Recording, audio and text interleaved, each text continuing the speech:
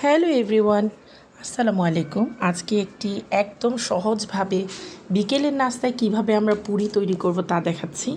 আলু ভর্তাটা আগেই যার যার নিয়ম অনুযায়ী তৈরি করে রাখবে। আলু ভর্তা তো সবাই তৈরি করতে পারো। এখানে আমি ময়দা নিয়েছি 10টা পুরি তৈরি করব বলে। ডোয়ের মধ্যে হালকা একটু লবণ দিয়েছি আর একটু কালি জিরা আর একটু তেল দিয়েছি। তেলটা একদম পারফেক্ট দিতে হবে, মানে ডোটা যেন একদম পিচ্ছিল হয়, এটার মধ্যে যেন ময়দার কোনো লুজ পাউডার ইউজ করতে না হয়, এরকম পরিমাণে তেল দিতে হবে। এখন পুরোটা খামির তৈরি হয়ে গিয়েছে, খামিরটাকে ভালোভাবে ম্যাশ করে নিতে হবে আর হাত দিয়ে এখন ডোটা তৈরি করে এর ভিতরে যে আলু ভর্তার মশলাটা ছিল ওটা অ্যাড করবো। আলু ভর্তাটা একদম সহজ।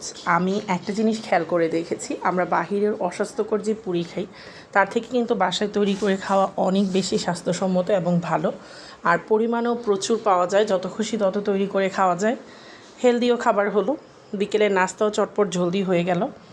আর এই তো পুরি রেসিপিটা তোমাদের সাথে শেয়ার করছি, একদম সিম্পল। বেশি হলে উঠতে গেলে 10 থেকে 15 মিনিটে তোমরা পুরি বাসায় তৈরি করতে পারবে বিকেলের স্ন্যাক্স হিসেবে, বাচ্চাদের নাস্তা হিসেবে। আর আমি এভাবেই ঝটপট করে পুরি তৈরি করে নিচ্ছি। 10 থেকে 11টা পুরি তৈরি হয়ে গিয়েছে আমার অনায়াসে, আর খুবই সহজ, একদম সিম্পল। আর এইভাবে যদি বিকালের নাস্তাটা তৈরি করা হয় চায়ের সাথে, গরম গরম পুরি, টেস্টই অন্যরকম। আর এখন আমি ডুবো তেলে আগেই তেলটা হিট করে মিডিয়াম আঁচ করে নিয়েছিলাম। এটা সবাই জানে, কারণ পরোটা, লুচি, আলুর চপ যেভাবে আমরা ভাজি এভাবেই তেলটাকে টেম্পারেচারটা গরম করে নিতে হবে। এখন পুরিটা জাস্ট একটু নেড়ে চেড়ে ভালোভাবে এটাকে ভেজে নিতে হবে। কেউ একদম মচমচে লাল করে, কেউ একটু হালকা থাকে, কারোটা একটু বাদামি কালার হয়।